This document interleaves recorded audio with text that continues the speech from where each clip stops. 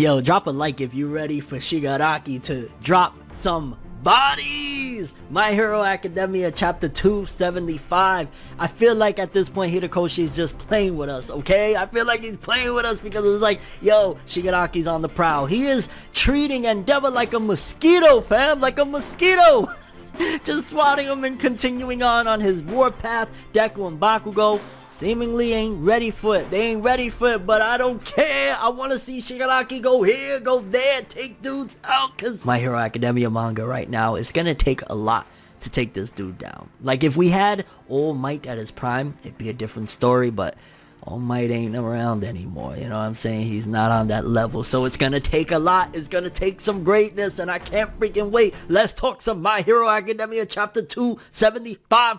Greatness! Yes, people, I am very hype. I say we gonna do what we do, no matter how you move, make your move. That's how it be, though. So before we jump into it, I want to just address, I made a small error in my last video, I believe, on My Hero Academia, in particular regarding Shigaraki having the search quirk from one of the heroes of the Pussycats. I made an error basically not realizing that that's what was actually going on, because they showed her in the chapter, and I was like, well, why did they show her? Is it foreshadowing about her getting her quirk back? No, it's because, remember, All For One stole her quirk. Shigaraki has those quirks. He has her quirk, and this chapter opened up with that, which might have been that some people were confused as well, and Horikoshi's like, let me just clarify this real quick. In case you don't understand what happened, let me put it to the forefront so dumbos like me can understand it. Nah, honestly, it was an easy mistake to make, to be honest with you. I've seen a lot of people that was confused about it as well, but chapter opens up Shigaraki thanking that he has that quirk, which you got to think about it for a second, right? The setups that is being done with Shigaraki having all these abilities, there's so many which ways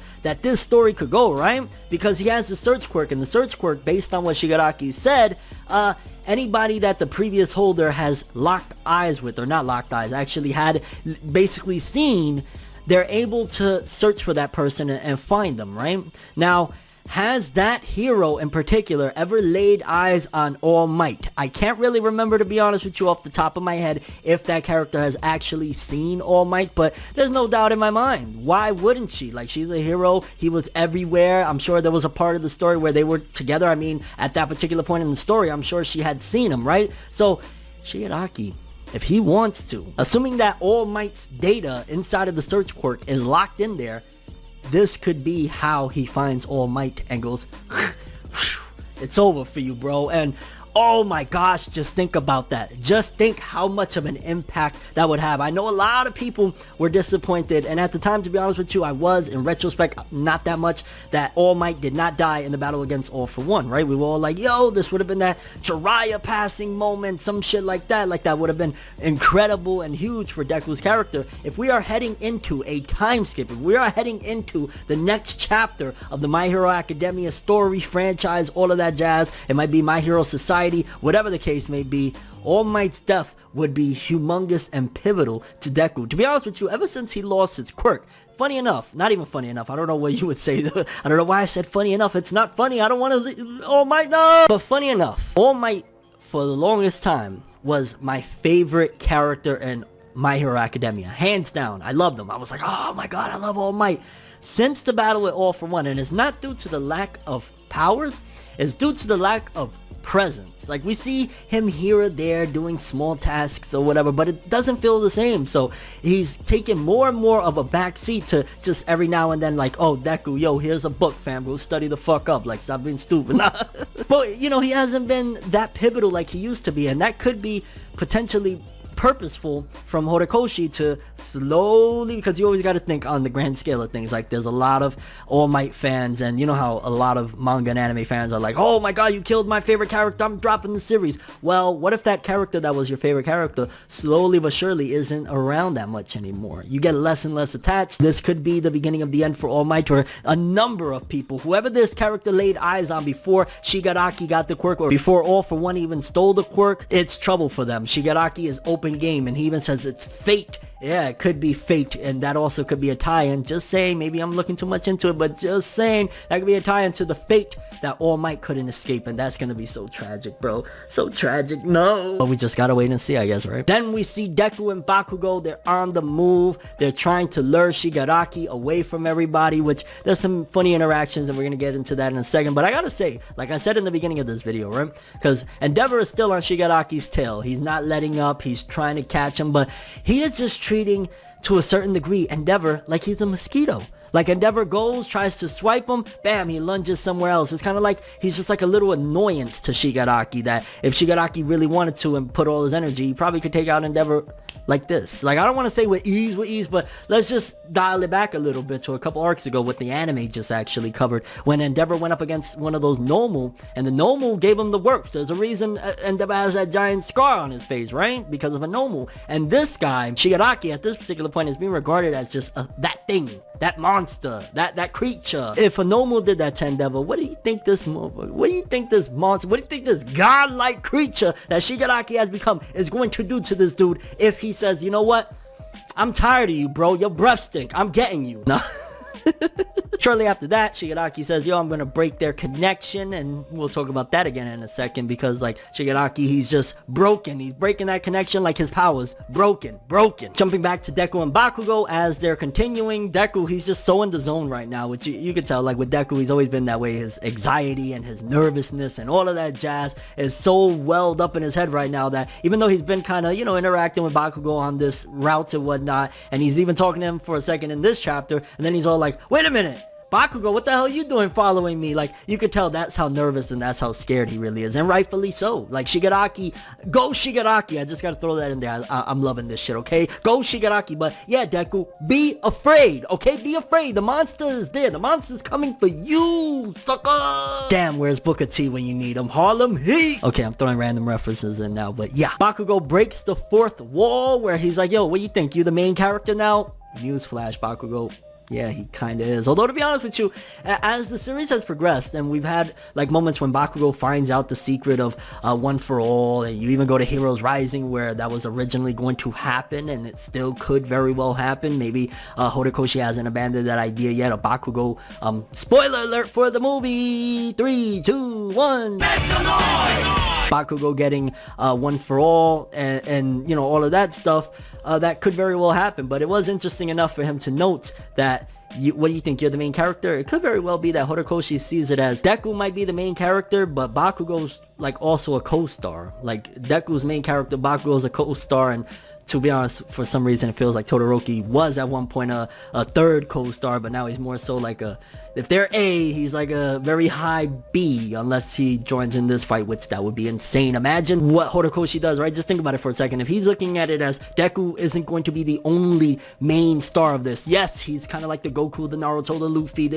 Ichigo, all of that jazz. He's the main character. Yeah. But Bakugo is also the main character. Todoroki is also the main character. Maybe the change that he can make that he wasn't going to initially do, but now he's going to do it, is that not only not only Deku's going to have One for All, Bakugo's going to get it. And Todoroki. Imagine these three monsters having One for All. Yeah, that's how you take out Shigaraki, okay? That right there. Giving these three, the new big three. I referred to them as the big three once. I remember people got mad at me like, no, that's Medio and them. What? No.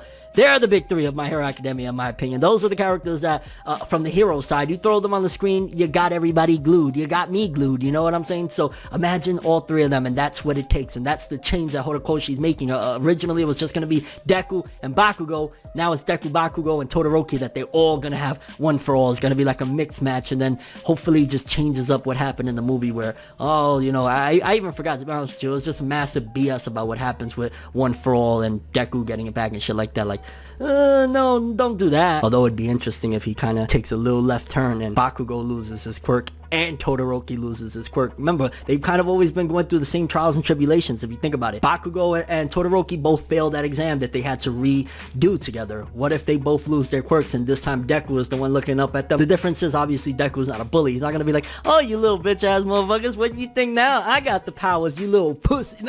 So it'd be a little bit different of a dynamic, and I think that would also humble Bakugo greatly. Although, I would say in this chapter, we've seen some major character development for Bakugo, and I don't want that to go unnoticed. Because he starts talking about how he wants his revenge, right? Don't forget he was kidnapped by Shigaraki in the League of Villains way back in the, you know, All for One versus All Might fight, right? He was kidnapped. He feels till this point still responsible for what happened to All Might, him having to use his last ounce of the power, and now he's, you know, nothing. So he feels guilty about that, and he's kind of blaming himself. He's like, I want my revenge. But then he says something that I'm like, this is that moment on a lesser scale, and I still think there's way more room for him to get rid of some of that ego and some of that cockiness and that asshole attitude. But it kind of is like a, and again, relax, I'm not giving it all the credit of this, but it's almost like when Vegeta admitted that Goku was better than him. When Vegeta said, I admit it, Kakarot, you're the best. Even talking about that gives me chills. Like, yo, Dragon Ball Z's the shit, bro. But yeah, when Bakugou says that basically like, oh man, you know, Deku using his full cow, he's able to go so fast using 30% to lift off and all these jazz, he's spitting out those stats, and he thinks to himself that I'm not gonna be a loser, I gotta catch up and keep up. That is development, because before he would just think Deku is a piece of shit, he is toe fungus, he has a tattoo on a gorilla's ass cheek, he ain't nothing. Bakugou ain't thinking like that anymore. Now he's thinking, I need to kind of just keep up now, I ain't staying behind. So it's a little more almost going from the Vegeta Goku scenario in the beginning of Dragon Ball Z and leaning more towards like where they're at in Super, where it's like a more healthy and friendly type of competition with less Bakugou just thinking of Deku as just like a turd on the side of the road. I mean, he even calls Deku the chosen one, which that's just interesting in and of itself, that Bakugou is starting to understand the role. Like, yeah, he is the main character, fam. You could be co-star. You might even have some great moments in this battle against Shigaraki, assuming Gran Torino fucking lets it happen. Gran Torino! But you ain't the creme de la creme, fam. You ain't it. Because then, after seeing that, you know, Endeavor and Deku and all of them are kind of having this communication, all the heroes are talking, he's like, yo, it's over for that, lights out for that, and uses some radio wave shocks to disrupt it and messes up their communication. So now they're all gonna be at a loss. They're all not gonna be able to just constantly keep communicating back and forth, because Shigaraki made sure to stop that. And I ain't gonna lie, I was a little bit confused when Deku and Bakugou kind of show up to Shigaraki, and it seems as though he's like obliterating them, like if they're decaying for a second. But I think that was more so just like imagery, like Shigaraki imagining it, probably them imagining it as well, because right when that's about to go down, Gran Torino ruins the whole fucking story. No, I'd be lying if I said I was a Gran Torino fan, and this is another instance of, you little piece of flying shit, move. I wanted to see that, okay, Gran Torino? Get your little 2-inch ass out of here. And then he even starts talking shit to them. He grabs them and like, yo, what, y'all was about to try and scrap with that thing? Y'all stand no chance as y'all stand right now. Like, y'all bugging the fuck out. You crazy. I'm like, Gran Torino, I knew that. I still wanted to see it go down. What the? Which also kind of another little nugget going back to my theory earlier of Deku, Bakugou, and Todoroki, all three going up against Shigaraki to close this chapter of My Hero. Not this chapter in particular, I'm talking about, you know, the academia part of My Hero. Like, I think that would really work, because if you have Todoroki freezing him, Bakugou busting his ass, and Deku fucking him up, it'd be a lot more difficult than Deku and Bakugou solo. Then you got some pro heroes going up against Shigaraki. I'm hoping he drops them like flies pretty quick. Well, not all of them, because Aizawa showed up too. Like, no, I love Aizawa, don't get that twisted. But he gets a little knocked around, but it all just looks like fun to him. Remember, his regeneration quirk, or, you know, whatever's going on with his body right now, like, not much really is gonna happen in Shigaraki unless you really do the nail in the coffin. So swing your little dino tail if you want. It ain't gonna do shit. Then Aizawa shows up on the scene, and I ain't gonna lie, that was a pretty awesome moment. And he's like thinking about Crust, which I don't know why Aizawa's all broken up about Crust. Like, R.I.P. Crust, but I don't know who's there just all fucked up and destroyed about Crust. Like, damn, yo, like, imagine being up in the crib, you're like just like, you know, crying and shit, and just all fucked up over Crust. Like, oh my god, man, fuck, how did Crust die, bro? I can't do this, yo. I don't know, that thought in my mind is fucking hilarious. And Aizawa and Shigaraki close up the chapter with Aizawa saying, don't you dare lay a finger on my students, and Shigaraki kind of calling him cool, because he says, you are pretty cool, Eraserhead, and that kind of threw me off. Like, did Shigaraki ever really think of him as cool? I mean, maybe now, like, that he feels so high up, he's like, give this little schmuck some props, why not? So I'm interested to see how that's gonna go. I can't remember if Eraserhead was able to use his quirk of, like, you know, stopping quirks on All for One, but who knows, maybe he could use that quirk on Shigaraki. And again, if I'm wrong about all of this and he did use it and it stopped All for One, then, you know, I'm wrong. But if he uses it on Shigaraki, and again, there's also enhancements from him, from the doctor, so he's not completely like all for one. It might be that Aizawa uses it, stops a quirk, and then Shigaraki just uses another one. It might be that Aizawa's only able to stop a quirk as Shigaraki's thinking it or about to use it, and then he just got like 50 million other ones that he's like, oh, okay, you want to stop my decay quirk? Fair game, mate. I'm still throwing some other shit at you. So we gotta wait to see about that. Overall chapter, another hype, exciting setup chapter. Freaking Gran Torino, though. Gran Torino, like, oh. If All Might doesn't die, then can it be Gran Torino? I'm just saying, I offer up Gran Torino for better story. Oh shit, Gran Torino fans are gonna be so mad at me. I'm sorry, man. I wanted to see the fight. Your overall thoughts on how this is gonna go down? Aizawa versus Shigaraki. Endeavor, is he a mosquito at this particular point? Deku and Bakugo, do you think it's going to end up with Deku, Bakugo, and Todoroki all having one for all, going up against Shigaraki, and that's gonna be the closing of this chapter of the story, or where do you think this is all gonna go? And your overall thoughts and expectations for the My Hero Academia manga with chapter 258 and beyond. I believe there's no chapter next week. Oh my gosh, no. That's I need this manga every week right now. This is too good. This is gas times 1,000. It's like a million people farting in the room right now. That's gas. Oh well, no, I said the wrong gas. Y'all know what I mean. Like, that's that super high grade shit. But that is all I have for this one. Thanks for watching. I hope you enjoyed. If you liked anything I had to say or enjoyed the video, please drop me a like. I'd greatly appreciate it. And if you want more from me, make sure to subscribe. Follow me on Twitter, Instagram. Hit that bell. Get all notifications. And if you want to follow any of my other social media, links are in the description below. I got a podcast going on. I got all sorts of shit. Check it out. I'm ForneverWorld, and as always, people, have an awesome day. And remember the golden rule. Anime and manga for life. Bye. Have an awesome day. Peace in, and Horikoshi, get rid of Gran Torino. You can do it. Everything good always comes to an end. If you stab me in my back, we can never make amends. Trying to move to acceptance, hard to accept it. Mistakes like mirrors, gotta reflect it. I don't wanna fucking leave, but I gotta leave. Leave the maybes to the crazies. Maybe one day there I go, admitting something in a subtle way. No more copies, leave without a trace.